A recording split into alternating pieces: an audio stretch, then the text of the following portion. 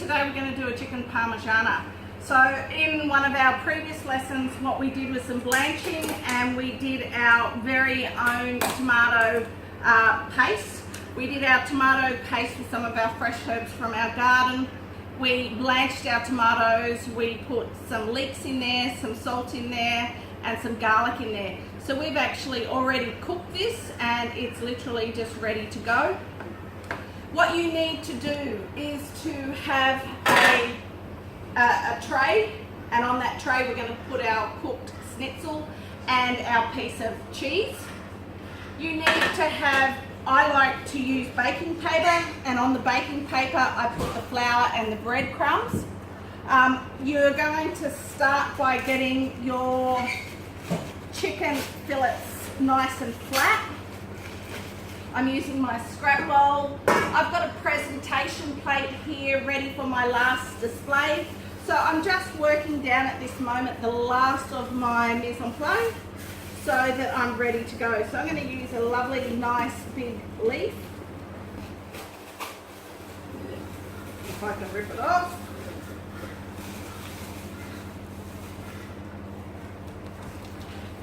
I've got a nice bit of leaf there that I'm going to use for a bit of display and colour. I'm just going to rip it up and put it on the corner so that I've got a bit of colour. I'm not really big on the end bits, but I've got that, and I've got a little bit of rocket, so I'm going to put that on now. I don't like the long stems of the rocket either, so I'm cutting them off, putting them on, so that we've got a little bit of that nut taste. So now when I'm cooking, all I've literally got to do is just wait for my chicken parmy, and then I can put it straight on. Now to fry, we're going to use oil and butter. Okay, so we will need both those ingredients. I've just used normal breadcrumbs on here. You can use fancy breadcrumbs, you can make them yourself, but just plain simple, no brand ones are absolutely fine too. The flour, I've just used self-raising flour. What I'm going to do to my flour is season it, and remember to season is to add salt and pepper.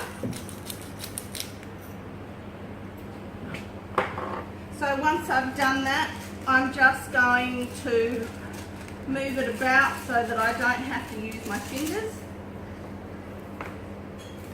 I'm going to get a little extra piece.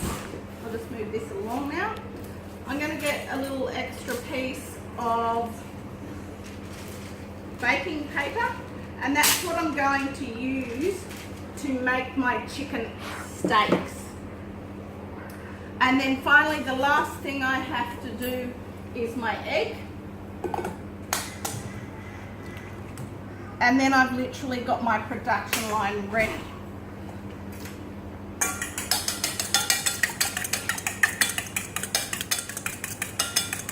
I'm going to just add a touch of milk, that way it goes just that little bit further.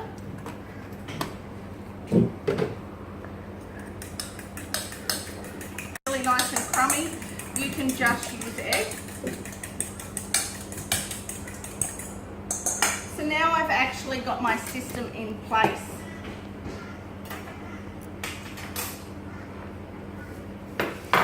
That is going to, the cheese is going to be for my display, so I'm going to take it down the other end. You need to get one of your thigh fillets,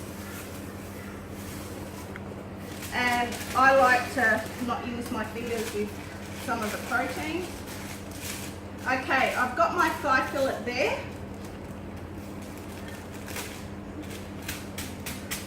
I then need to, with a rolling pin,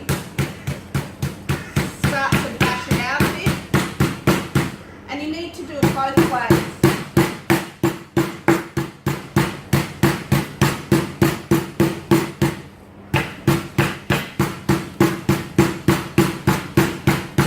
This is Tucker, I'm videoing this, so you're just going on to YouTube tonight.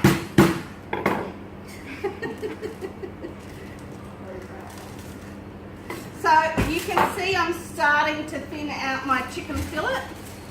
I'm going to fold it down on the other side.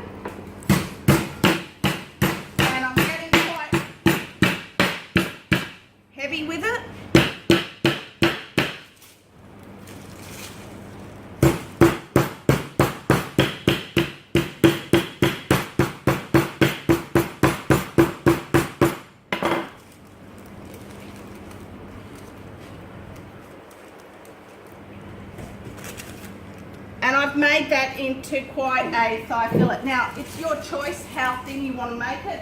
I'm going to just bash it a little bit more because when we fry it's going to cook up.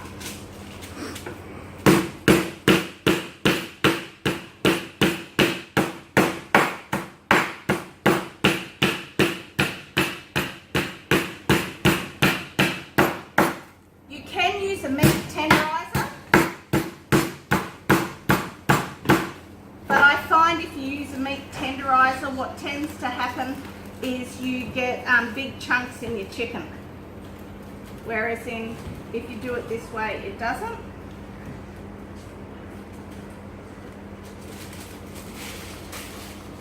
So there is my chicken. And just to make my life easy, I'm just going to spread that out a bit. And I'm just going to put it on it and peel it off. Clean, chef, clean as we go. Now I've got it in my routine, so I'm ready to go. The next thing I have to do is make sure my pan is hot. So I'm really waiting for that heat to come out of that before I add the oil.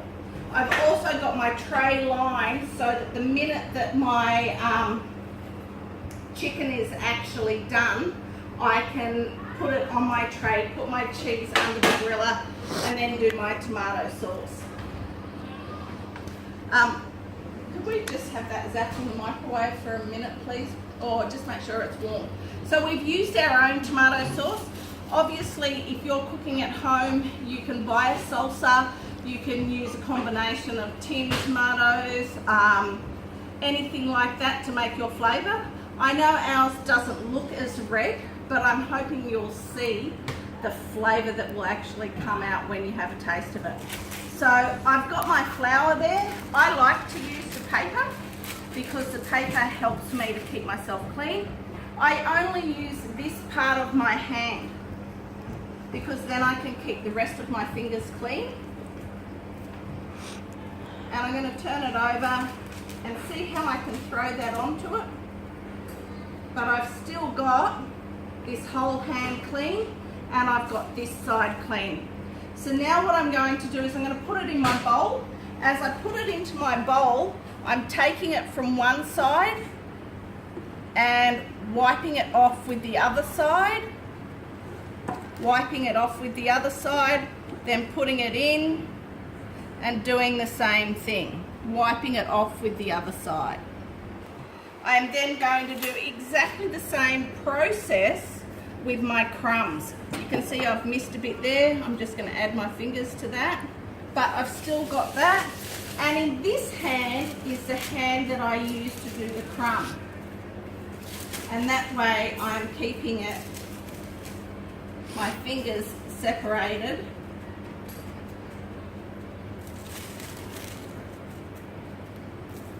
I've got a brilliant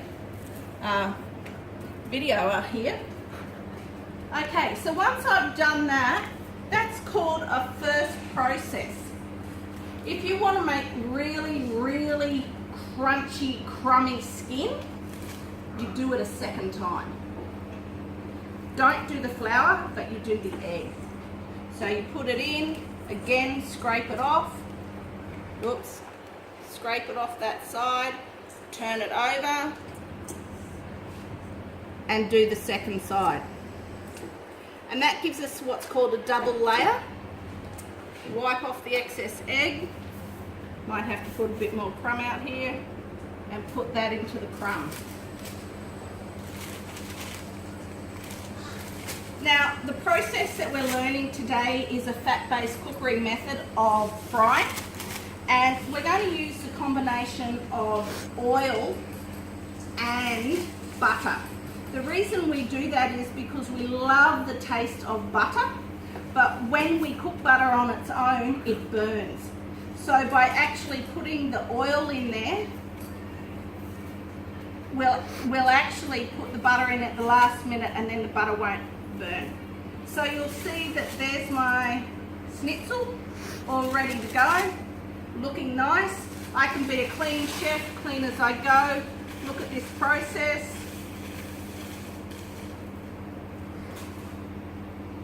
I'm just going to wipe down my hands very quickly.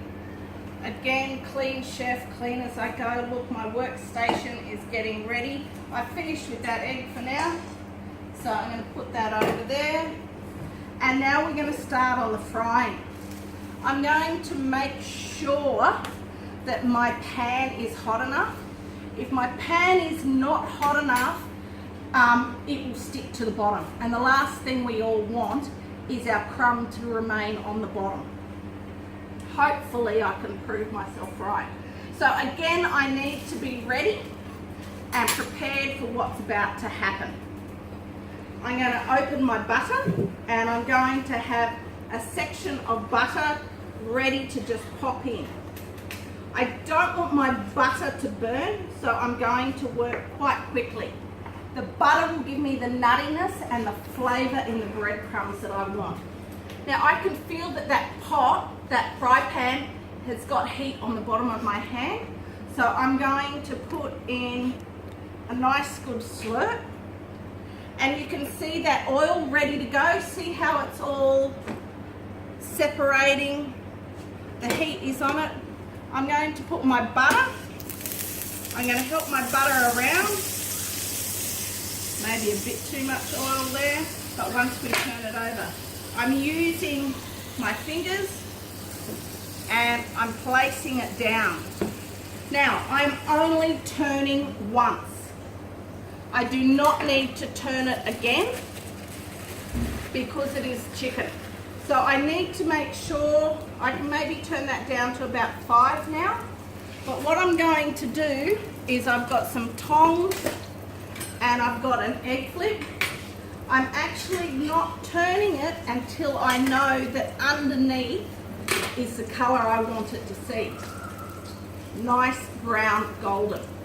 The other thing that I'm going to do is I'm going to present the side that I've cooked first.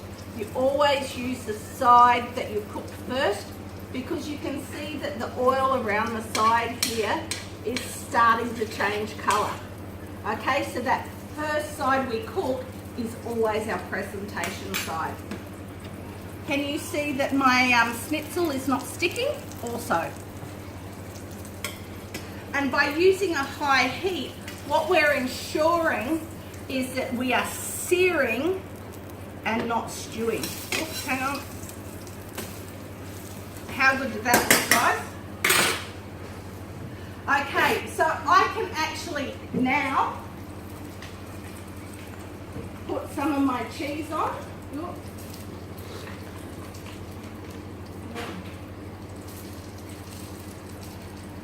And I think it's best if you guys use a sliced cheese. And we're just making sure that that chicken is cooked, and you can see the heat from the bottom of that is coming through.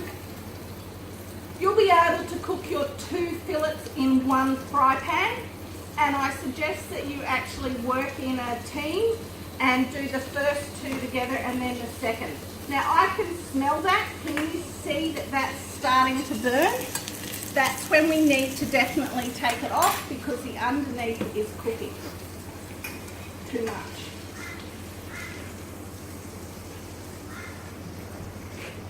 There's my chicken schnitzel. I'm going to just turn it off. You can see that it did not take a lot of time. I'm now going to put that into my oven, and I've put the oven on about 180 to 200, and I'm literally just going to leave it there for 5 minutes. So it doesn't actually matter if your schnitzel at this stage is undercooked, because in that oven it'll finish it off. We don't want any more than 3 minutes. So my clean chef, clean as I go routine continues to happen. I don't need these extra things, so whilst I'm waiting I can put them away. This is of course where I would actually be doing any other meal preparation or getting ready for a dessert or something like that. I'm going to wash my hands because I've had them in egg, which is protein. protein which harbours bacteria.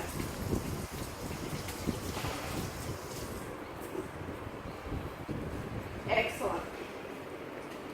Okay, we're now on the finishing touches and we're going to have our chicken parmigiana. How are we going for time? About 15 minutes left? 10? Yep. Okay, so I've got my sauce here. It's 11:30. Okay. I've got my sauce here ready to go. It's nice and warm. I'm going to put a lovely big serving on the base.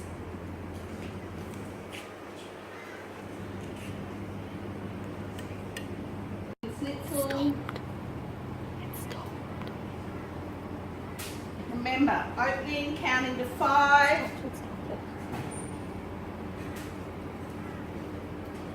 And pulling it out.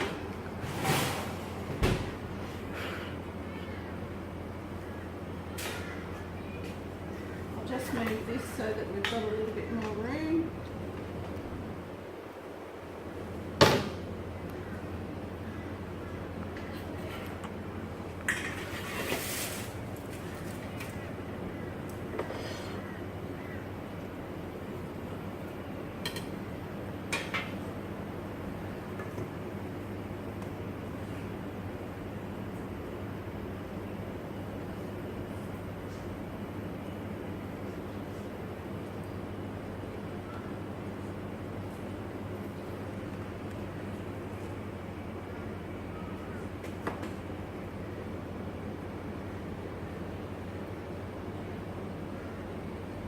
And that's my quick chicken parmy. Hope you enjoy it.